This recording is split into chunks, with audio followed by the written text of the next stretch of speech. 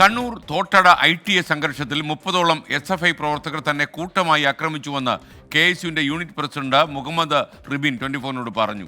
ഇപ്പോൾ ആശുപത്രിയിൽ ചികിത്സയിലാണ് റിബിൻ. തിരഞ്ഞെടുപ്പിൽ നാമനിർദ്ദേശ പത്രിക നൽകാതിരിക്കാനായി ബോധപൂർവം നടത്തിയ അക്രമമായിരുന്നു ഇത്.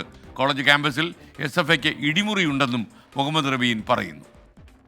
എൻ്റെ മേൽ 10-30 SFIയുടെയും പുറത്തു വന്ന പോളിയിലെയും SFIയുടെയും ഗുണ്ടകൾ ചേർന്നിട്ട് തന്നെ അവർ കെട്ടിയ സ്വാതന്ത്ര്യത്തിൻ്റെയും ജനാധിപത്യത്തിൻ്റെയും സോഷ്യലിസത്തിൻ്റെയും കൊടി കെട്ടിയ മുളയോട് ഉപയോഗിച്ചുകൊണ്ട് ആയുധങ്ങൾ ഉപയോഗിച്ചുകൊണ്ട് എൻ്റെ തലക്കടിക്കുകയും നിരന്തരമായി തലക്ക് ചവിട്ടിക്കൊണ്ട് എൻ്റെ ബോധം പോകുന്നത് വരെ നീ ചത്തില്ലടാ എന്ന് ചോദിച്ചിട്ട് ക്രൂരമായിട്ട് ആക്രമിക്കുന്ന സാഹചര്യം പൊതുസമൂഹത്തിനറിയത്തിൽ വലിയൊരു കാര്യമുണ്ട്. ആ ക്യാമ്പസിൽ ഇടിമുറിയുണ്ട്.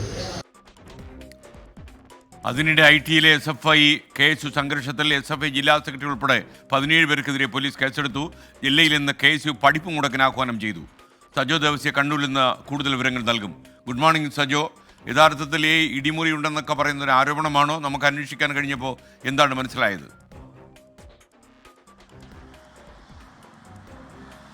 SKN good morning. Thottada ITI വിദ്യാർത്ഥി സംഘർഷം വലിയ തോതിൽ വിദ്യാർത്ഥികൾക്ക് പരിക്കേൽക്കുന്ന ഒരു ക്യാമ്പസിനകത്തും പുറത്തുമൊക്കെ പോലീസിന് ലാത്തി വീശേണ്ടി വരുന്നു. വിദ്യാർത്ഥികൾ ഏറ്റുമുട്ടുന്നു. അതിൽ നമ്മളോട് അല്പസമയം മുൻപ് സംസാരിച്ച മുഹമ്മദ് റിബിൻ KSUവിൻ്റെ യൂണിറ്റ് പ്രസിഡന്റാണ്. മുഹമ്മദ് റിബിൻ്റെ നട്ടെല്ലിന് ഗുരുതരമായി പരിക്കേറ്റു. കണ്ണൂർ ആസ്ത്ര മിംസ് ആശുപത്രിയിൽ ഇപ്പോഴും ചികിത്സയിൽ തുടരുകയാണ്. ഏത് വിദ്യാർത്ഥി സംഘടനയുടെ പ്രവർത്തകനായാലും ആക്രമിക്കപ്പെടുക, അങ്ങനെ വിദ്യാർത്ഥി കാലത്ത് പഠനകാലത്ത് ഇങ്ങനെ പരിക്കേൽക്കുക, അങ്ങനെ വിദ്യാർത്ഥികൾ കൂട്ടം ചേർന്ന് ആക്രമിക്കുക എന്നത് ഒരു തരത്തിലും അംഗീകരിക്കാൻ കഴിയാത്തതാണ്. അതേത് വിദ്യാർത്ഥി സംഘടനയായാലും.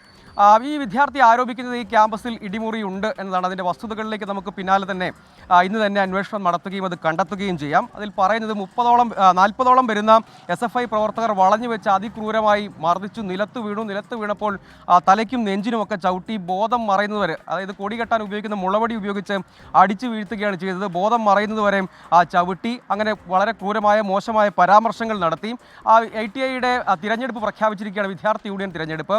നാമനിർദ്ദേശ പത്രിക സമർപ്പിക്കേണ്ടത് ഇന്നായിരുന്നു. യഥാർത്ഥത്തിൽ ഇന്നും ഇന്നലെയൊക്കെ ആയിട്ടായിരുന്നു. അപ്പോൾ അതിനുവേണ്ടി ഒരു മാസം മുൻപ് KSU അവിടെ യൂണിറ്റ് രൂപീകരിച്ചു. ഏതാണ്ട് ഒരു 3.5 പതിറ്റാണ്ടായി SFIക്ക് സമ്പൂർണ്ണ ആധിപത്യമുള്ള ക്യാമ്പസാണ്. മറ്റ് വിദ്യാർത്ഥി സംഘടനകൾ പലപ്പോഴും യൂണിറ്റ് രൂപീകരിക്കാറുണ്ടെങ്കിലും പ്രവർത്തനവുമായി മുന്നോട്ട് പോകാൻ കഴിയാറില്ല. അങ്ങനെ വന്നപ്പോൾ തിരഞ്ഞെടുപ്പ് പ്രക്രിയയുടെ ഭാഗമാകുമെന്ന് കണ്ട് അത് തടയുന്നതിന് വേണ്ടിയാണ് ഈ അക്രമം അഴിച്ചുവിട്ടതെന്നാണ് ഈ വിദ്യാർത്ഥി ആരോപിക്കുന്നത്. നിരവധി വിദ്യാർത്ഥികളെ ഇങ്ങനെ ആക്രമിക്കാറുണ്ട്, ഇടിമുറിയിലൊക്കെ വെച്ച് ആക്രമിക്കാറുണ്ട് എന്ന ആരോപണമുണ്ട്. അതിൽ പരിശോധന വേണ്ടതാണ്. അധ്യാപകർക്ക് പോലും ക്യാമ്പസിൽ രക്ഷയില്ല തുടങ്ങിയ കാര്യങ്ങളാണ് ഈ വിദ്യാർത്ഥി ആരോപിക്കുന്നത്. ഗുരുതരമായ ആരോപണമാണ്. അതിൽ പരിശോധനയും വേണ്ടതാണ്. അതേസമയം കഴിഞ്ഞ ദിവസമാണ് ഈ സംഘർഷങ്ങൾ അത്രയും അരങ്ങേറിയത്. 17 വിദ്യാർത്ഥി സംഘടനാ പ്രതിനിധികൾക്കെതിരെയും ക്യാമ്പസിലെ വിദ്യാർത്ഥികളും അടക്കമുള്ള 17 പേർക്കെതിരെ കേസെടുത്തിട്ടുണ്ട്. SFIയുടെ കണ്ണൂർ ജില്ലാ സെക്രട്ടറി സഞ്ജീവ് PS ആണ് ഒന്നാം പ്രതി. KSU നേതാക്കളായ ഫർഹാൻ മുണ്ടേരി അടക്കമുള്ള സംസ്ഥാന ജനറൽ സെക്രട്ടറി ഫർഹാൻ മുണ്ടേരി അടക്കമുള്ള KSUവിൻ്റെ ജില്ലാ പ്രസിഡന്റ് അതുൽ ഉൾപ്പെടെയുള്ള നേതാക്കൾക്കെതിരെയും കേസെടുത്തിട്ടുണ്ട്. അവിടെ പ്രകടനം നടത്തി, സംഘർഷമുണ്ടാക്കി, പൊതുസമാധാനത്തിന് ഭംഗം വരുത്തി എന്നീ കാര്യങ്ങളാണ് ഈ FIR-ൽ പറയുന്നത്. 12 പേർ SFI പ്രവർത്തകരാണ്, 5 പേർ KSUവിൻ്റെ നേതാക്കളും പ്രവർത്തകരുമാണ് എന്നതാണ് ഇതിലൊരു പ്രധാനപ്പെട്ട കാര്യം. അനിശ്ചിതകാലത്തേക്ക് ഈ ക്യാമ്പസ് അടച്ചിട്ടുണ്ട്. നാളെ സർവകക്ഷി യോഗം പോലീസ് വിളിച്ചിട്ടുണ്ട്. സമാധാനപരമായ ക്യാമ്പസ് നടത്തുന്നതിന് വേണ്ടി സർവകക്ഷി യോഗം വിളിച്ചൊരു ധാരണയുണ്ടാക്കിയതിന് ശേഷമായിരിക്കും ഇനി ക്യാമ്പസ് തുറക്കുക. അതേസമയം KSU ഇന്ന് ജില്ലയിൽ പഠിപ്പ് മുടക്കിനും സംസ്ഥാന വ്യാപക പ്രതിഷേധത്തിനും ആഹ്വാനം ചെയ്തിട്ടുണ്ട്. ക്യാമ്പസിൽ സ്വതന്ത്രമായും സംഘടനാ പ്രവർത്തനം നടത്താൻ SFI അനുവദിക്കുന്നില്ല, ഫാസിസ്റ്റ് ശൈലിയിൽ അടിച്ചൊതുക്കുകയാണെന്നാണ്. ഈ സംഘർഷത്തിലേക്ക് മാത്രം പോവുകയാണെങ്കിൽ നിസ്സാരമായ ഒരു തർക്കമാണ്.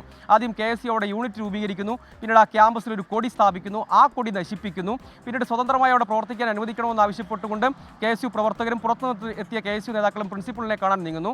അവരെ തടയുന്നു. അവിടെ വെച്ച് വീണ്ടും KSUവിൻ്റെ കൊടിയും SFI പ്രവർത്തകർ നശിപ്പിക്കുന്നു. പിന്നാലെയാണ് ഇരു വിഭാഗവും ഏറ്റുമുട്ടുകയും അതിനിടെ പോലീസ് ലാത്തി വീശുകയും അകത്തും പുറത്തും ക്യാമ്പസിനകത്തും പുറത്തും ഒക്കെ ഇരു വിഭാഗവും ഏറ്റുമുട്ടുകയും ഒക്കെ ചെയ്തത്. അങ്ങനെ വളരെ നിസ്സാരമായ തർക്കത്തിൻ്റെ പേരിലാണ് ഇത്ര രൂക്ഷമായ സംഘർഷവും ഒരു വിദ്യാർത്ഥിക്ക് അതീവ ഗുരുതര പരിക്കേൽക്കുകയും ചെയ്യുന്ന സാഹചര്യം ഉണ്ടായത്. 10ഓളം വിദ്യാർത്ഥികൾക്ക് യഥാർത്ഥത്തിൽ പരിക്കേറ്റിട്ടുണ്ട്. അങ്ങനെ ഒരു സാഹചര്യമാണ്. അത് ഒഴിവാക്കപ്പെടേണ്ടതാണ്. ഏതായാലും ഇന്ന് ഇത് സംബന്ധിച്ച് വിശദമായ പരിശോധനകളിലേക്ക് കടക്കും എന്ന് പോലീസ് അറിയിച്ചിട്ടുണ്ട്. സംഘർഷ സാധ്യത കണക്കിലെടുത്ത് കൂടുതൽ പോലീസിനെ വിവിധ ക്യാമ്പസുകളിൽ വിന്യസിക്കുമെന്ന് പോലീസ് അറിയിക്കുകയും ചെയ്തിട്ടുണ്ട്. സജോ ദേവസ്യാണ് വിവരങ്ങൾ നൽകിയത്.